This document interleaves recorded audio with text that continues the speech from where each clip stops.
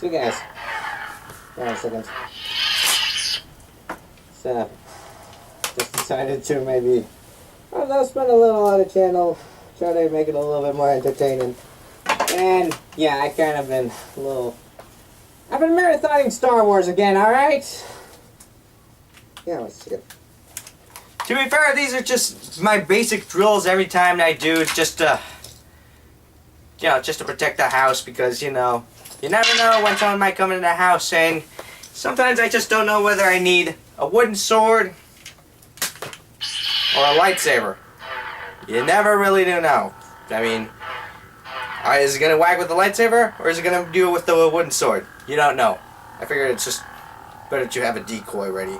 But, hey, that's just my home defense plan. I don't know what your home defense plan is, but that's what mine is. And I really need to maybe get a haircut after this. So let me just zoom it in a little bit, that way we can get a little bit more comfortable, and then after this we'll get started. Maybe a little too much. I really need to get an editing tool. So, yeah. I've pretty much been watching a lot of Sword Art Online alternative. Why? Because anything that is alternative I pretty much enjoy. However, I'm gonna say this, for a show based on pretty much what is essentially a power fantasy, the people who went on the second season, they did a pretty good job. Like, I'm finding it a lot more entertaining than the original, you know? So, yeah. Today we're going to be talking about SAO, but we're going to be talking specifically about Season 2. So, yeah. Well, I'm pretty sure practically everyone down to their grandma already knows about what the original SAO is. 2002, it pretty much, 2022, sorry. And basically, this new VR type exists, and the first game to come out of it is Sword Art Online, and pretty much ends up with a whole bunch of players trapped in a real death game. So, yeah, that's pretty much what's going on in that show. However, then we go into the second season, and it's a little different, and let me just go ahead and tell you right off the bat. If you did not like the first season and think, hey, maybe the second season is going to be better, the best I can tell you is to just say, just play Call of Duty Black Ops 2, because the second season is pretty much that, Call of Duty Black Ops 2, except maybe a little down-toned.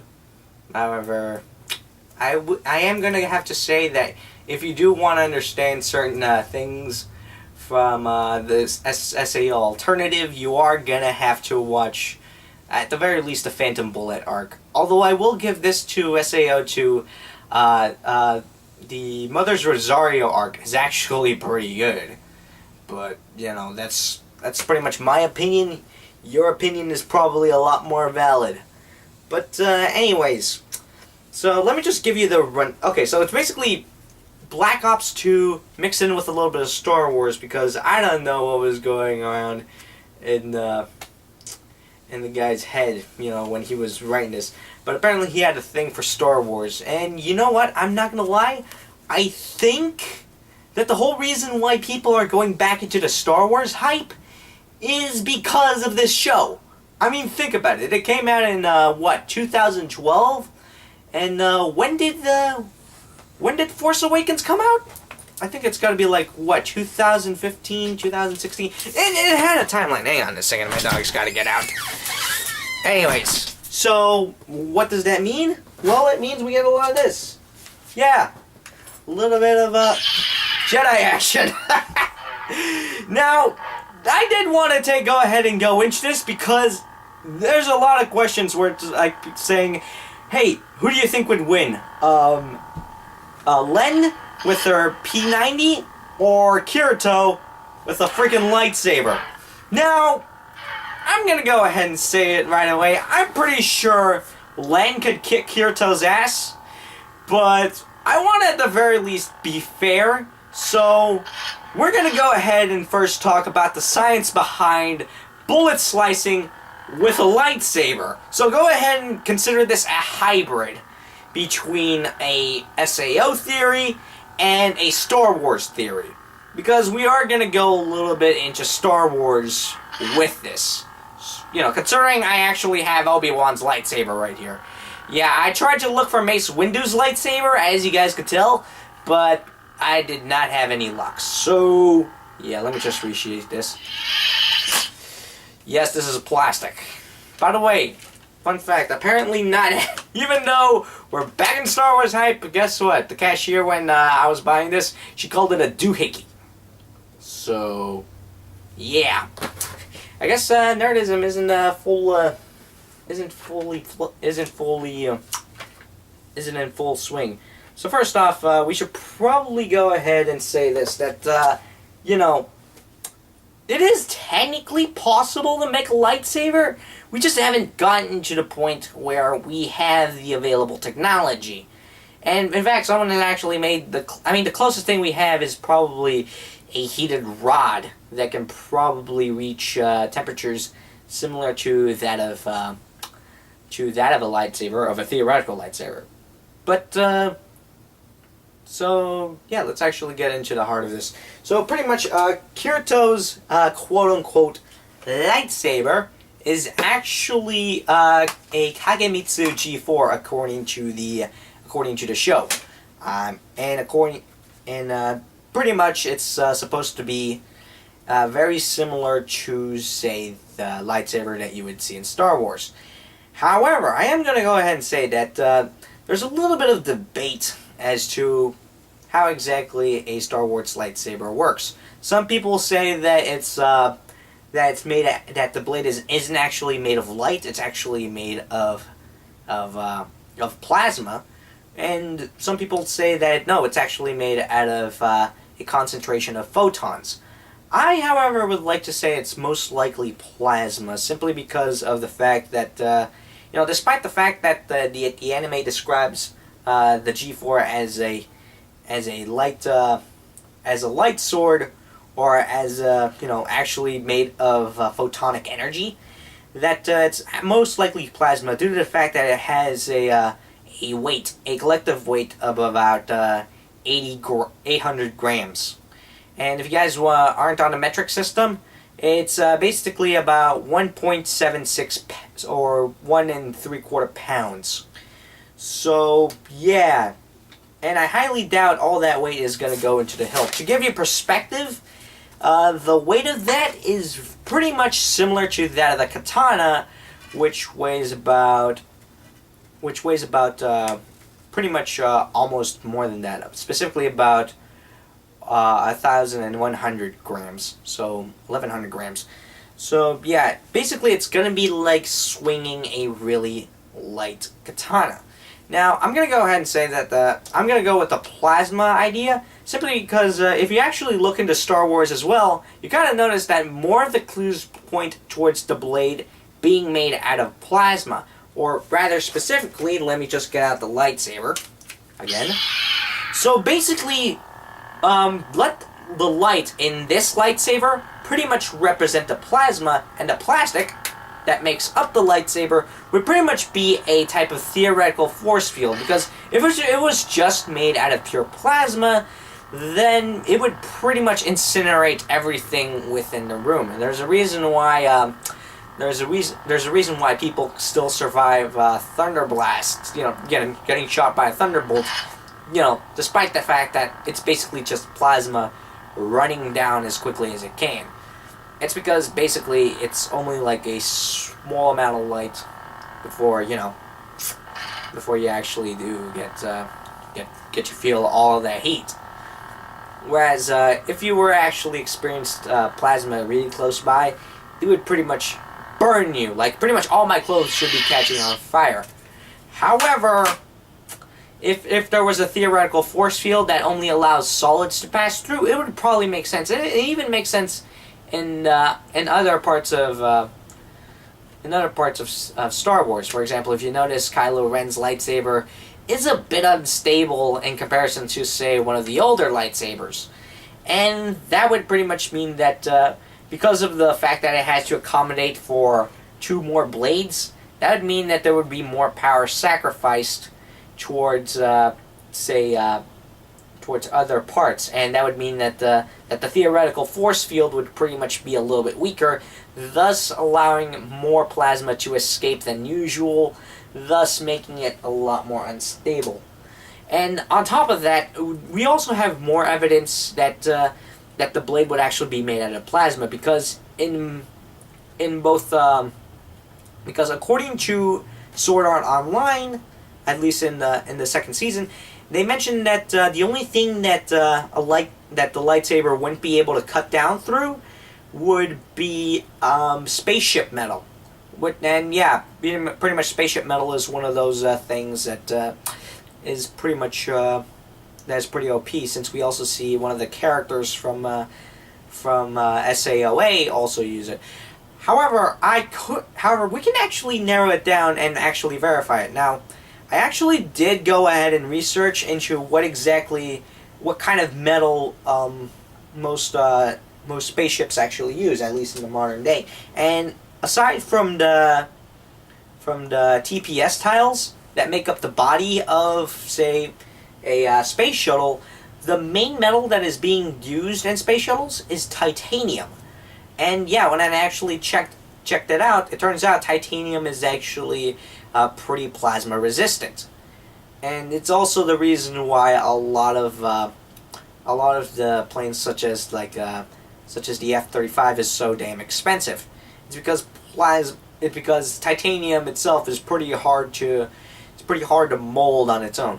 Well, that and the fact that there's so many gadgets going into the F-35. I mean, the helmet alone is like the price of 2 Ferraris. So go ahead and use that as you may. So that's pretty much it for the lightsaber. However, then we gotta go ahead and think about all of the bullets that it goes up against now. Now, I know in Star Wars, considering how all the laser bolts are pretty much, or I guess we shouldn't start calling them laser bolts. I mean, they are more or less plasma bolts, I guess. But basically, all of the guns used in SAO2 and SAOA are pretty much comparisons of the real life guns. So right here I have a couple of the guns that I'm going to be using in this discussion. And pretty much we have the M16, the AK-47, and the Hecate Mark II, or the FR-12-7, which is the gun that the main character Shinon uses in SAO2. Now, according to the from what I could find online, the FR-12-7 uses a 50 Browning machine gun bullet, which apparently, and I just did my own research. All right, if anyone can actually tell me if any of these numbers add up, because I tried looking online and I was getting a couple of weird numbers, but this is what I could find. Apparently, a 50 caliber bullet of the BMG kind would pretty much give you about 148 newtons of force. To put that in perspective, that's about 33.3 pounds of force. Now, that would basically mean that, you know those big weights that they use in barbells? That would mean that essentially, if you were slicing, if you were pretty much, in theory, slicing one of those bullets, you'd pretty much be trying to cut down through one of those barbells. And let me tell you, I've lifted before, and yeah, you're not gonna do that with a single stroke, like with a single hand stroke. Most likely, you're gonna want to use both hands. So, yeah, not only would that mean that Kirito is pretty darn strong, then again, it isn't a video game, but that would also account to the fact that, say, there was in episode 2 where Shinon just pretty much, I don't know if you could call, I don't know, I might be saying it wrong, where she pretty much jump shots, no scopes, quick scopes, one shot, one kill, headshots a guy by jumping off a building and pretty much firing in midair, and somehow manages to land safely on her feet, or rather manages to roll to safety. And yeah, under calculations, I think that's actually pretty darn probable. And just to pretty much round up the other calculations. I'm gonna try to zoom in as possible to try to get the numbers to read clearly. It's pretty easy to think that the bullets at least wouldn't distribute enough force to, say, probably kill you. I also threw in, as you guys know, the P90 as well as the M134 just for numbers' sake. And yeah, it looks like it might be able to you might be able to withstand at least one bullet, in terms of force. Now, that wouldn't really be the problem. The real problem in that case would be to actually hit the bullet. And according to a video from Because Science, where they actually did the comparison with, say, Deadpool, they say that you'd need the reaction time of a fruit fly. I beg to differ on that, because, as it turns out, people have already done bullet cutting tests. Now, there's a typical where, you put up a katana up against a gun, where you pretty much have a katana in a fixed position, fire a gun, and it pretty much slices it cleanly. However, they haven't done one with a human holding the sword, and the gun actually coming down. And actually, they have. Specifically, with a guy named Isao Machii, who is also known as the Modern Samurai, where he actually sliced a pellet, one of those BB gun pellets where you can't barely even see it, but he managed to cut it cleanly. Like, just actually cut a BB bullet. So if you actually fired, like, say, a more conventional, gunpowder bullet, he would actually, in theory, cut that. And according to the, if you actually, I'm gonna leave a link to the video, that way you guys can watch it on your own. Yeah, where you guys can be in awe. And basically, he pretty much predicted on a whole different level. As in, this is pretty much him doing it customarily. He knows to hit the target. The real question is, when is the target going to be within effective range so that he can cut it? And if you think about it, in the actual show, Kirito mentions that the reason why he can, sort of cut the bullets is because the game has a prediction mechanic where basically you will actually see the path of the bullet before it actually reaches. Like, the bullet will just follow that path. Which, I got a question, why would you want that as a game mechanic? Wouldn't it just be better to just have, just have the bullets fire normally? And on top of that, he decided to just predict the predictions. That way he has a step ahead. And, yeah, and it would make sense in this case. Like, simply the prediction lines would actually be helpful for this kind of strategy. So, it seems like, yeah, if you can actually do that in real life, then that would mean that it would pretty much be legit. Like, Kirito could bullet slides, and honestly, I'd say that if considering how people have done crazier things, like, like they've actually I've seen videos where people have actually juggled golf balls on a club, and I think that should be pretty crazy. But, yeah, honestly, if you're pretty good with your hands, and you can actually, have good coordination, and if you practice, I think you actually could do it in real life. But would it be the best strategy? That's where we actually falter, because just like with any other tactic, there are downsides to it. And, well, this is where I start to actually get into it. So pretty much most of the best way this strategy would be implemented is against semi-automatic guns and bolt-action rifles.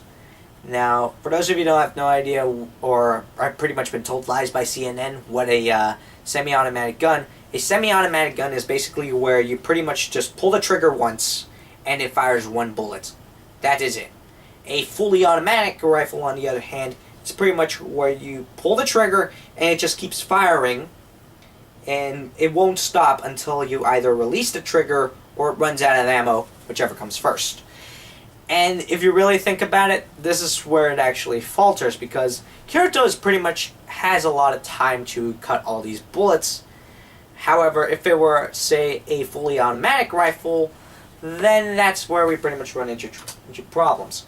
Now, just to give you a comparison, the M16, a lot of these guns fire within the above the 500 rounds per minute, or pretty much it would be like around 7 to 11 rounds per second.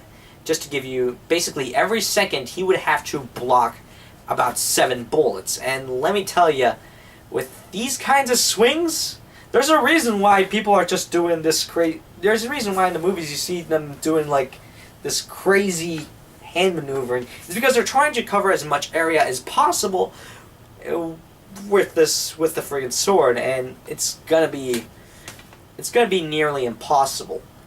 However, the reason why Kirito could do it, and this is just by watching the anime, is because the person firing from is pretty much firing from at a distance. And anyone who has ever fired a gun will know that the farther you are, the more spread out the bullets are going to be, simply because of the fact that you have to deal with recoil.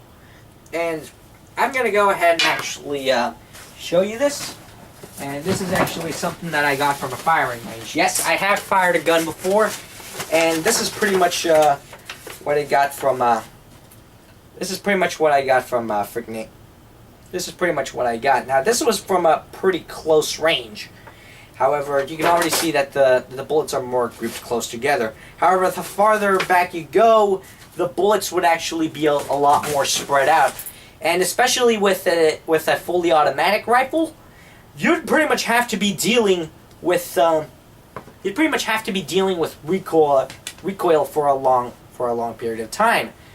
So pretty much Kirito's strategy against fully automatic rifles would be to keep your distance for as long as possible until they have to reload. Then that's when you actually go in and you actually shank the dude. So yeah, that's pretty much his strategy for that one. And by the way, out of all the assault rifles, the P90 would probably be the okay, but that's more of a PDW, a personal defense weapon. Peak-Chan would actually be firing about 15 rounds per second. And on top of that, the way the P90 is designed, it is designed to pretty much be low recoil, considering the bullpup configuration and the way the bullets actually fire. It would basically mean that she would pretty much be able to get in close. And considering how many rounds it has about 50 rounds per magazine, that would mean she would pretty much be carrying a pocket machine gun. And it would be pretty darn effective.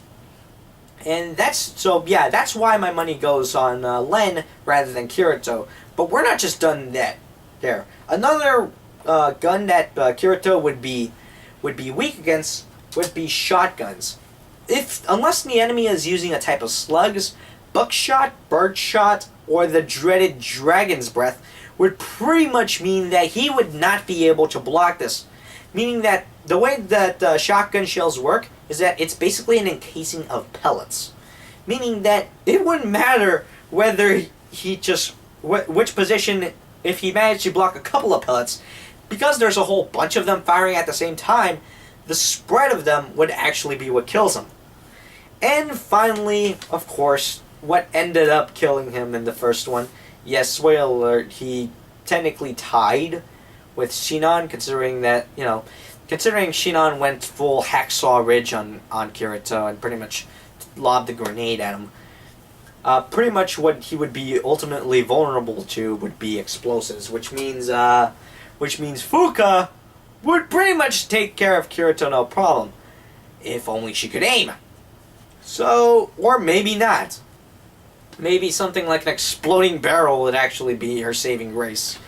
So, yeah, long story short, yes, bullet slicing could theoretically be a viable strategy. However, most likely, because it's a gun game, you'd want to be good with a gun in order to sort of, it's best you always keep a handgun ready, as they always say. So yeah, that's pretty much all I have for you guys. So let me know what you guys think. Who do you think would win, Kirito or LLENN or Fuka? And considering the show, what do you guys think of SAOA? I honestly enjoy it pretty much. It's a pretty good show. And until then, this is me saying, thank you for being smart. Sayonara.